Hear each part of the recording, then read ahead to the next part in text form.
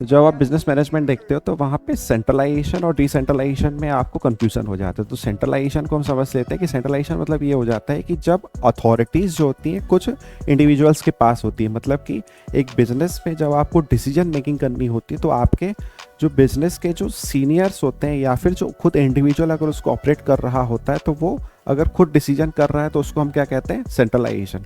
Decentralisation ये हो जाता है कि अगर आपने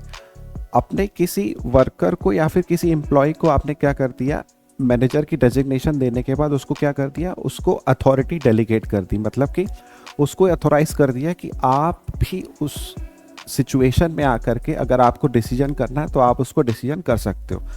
आप मेरी परमिशन नहीं भी लोगे लेकिन एज पर योर नॉलेज अगर आप उस पर डिसीजन ले रहे हो तो वो क्या हो गया, हमारा डिसेंट्रलाइजेशन। तो फिर से समझते हैं कि सेंट्रलाइजेशन मतलब क्या हो गया कि अगर किसी ऑर्गेनाइजेशन में मैं खुद डिसीजन ले रहा हूँ तो वो क्या हो गया, सेंट्रलाइजेशन हो गया। और अगर डिसेंट्रलाइजेशन मतलब कि अगर मैंने किसी और मैनेजर को अगर अथॉरिटी डेलीगेट करती है कि अगर एक सिचुएशन में अगर आपको कुछ डिसीजन लेना है तो अगर आप वो डिसीजन ले सकते हो तो वो आपका क्या हो गया, डिसेंट्रलाइजेशन। Thank you.